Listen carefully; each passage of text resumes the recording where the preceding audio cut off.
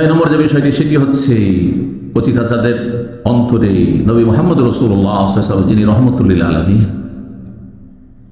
যিনি বাপ মায়ের চেয়ে তো বেশি আমার আপনার উপর মায়া করেছেন, জি, তিনি আমাদের জন্য সর্বোত্তম আদর্শ, উসওয়াতুন হাসানাহ, জীবনের প্রতিটি ক্ষেত্রে তার ভালোবাসা কি করে ছেলে মেয়েদের অন্তরে জন্মাবে, তার সাথে তার সাহাবায়ে কেরামদের ভালোবাসা এবং তাদের আখলাক চরিত্র তুলে ধরুন এবং তাদের জীবনী তুলে ধরুন, তাদের জীবনটা কেমন ছিল, তাদের আখলাক কেমন ছিল, তাদের আচার আচরণ কেমন ছিল ইত্যাদি।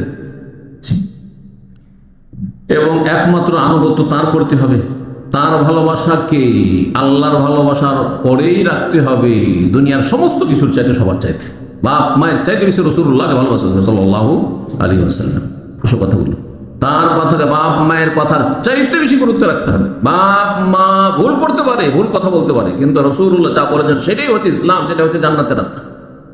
এসব কথাগুলি ভালো করে তাদের অন্তরে বসিয়ে দেন এবং রাসূলুল্লাহ সাল্লাল্লাহু আলাইহি ওয়াসাল্লামের নির্ভেজাল অনুসরণের ফলাফল যে মহাপুরস্কার, ওয়া ইয়াতিল্লাহ ওয়া রাসূলুহু ফাকাদ ফাযা ফাওজান আযীমা, জি, ওয়া ইন তুতিউ তাহতাদু, জান্নাতের রাস্তা পেয়ে যাবে যদি নবীর আদর্শ মেনে চলো। তাহলে এইসব ফজিলতকে বর্ণনা করেন, জি, সাহাবায়ে কেরামদের কুরবানি ত্যাগের কথা আলোচনা করেন, তারা কিভাবে দ্বীন ইসলাম পৌঁছেছেন। যদি আমাদের পর্যন্ত না পৌঁছাতাম, সুদূর ভারতে ওই হিন্দুদের মাঝে আমরা ওই হিন্দু কাফের মুশরিক পত্তলিক হয়ে থেকে যেতাম। বহু মানুষ চারিদিকে ওই তাখাত্তাফুন নাস মিন হাওলিহি আফাবিল বাতিল ইউমিনুন ওয়া বিনিয়ামাতিল্লাহি ইয়াকফুরুন। আল্লাহু আকবার। চারিপাশে, আপনার আশেপাশে বেদিন, বেনামাজি, অমুসলিম, কাফের, পাপিষ্ট, কত রকমের অপরাধী। আল্লাহ আপনাকে আমাকে ভালো করে করুন। আলহামদুলিল্লাহ। ছেলে মেয়েদেরকে সব কথাগুলি শিখান। কার মাধ্যমে?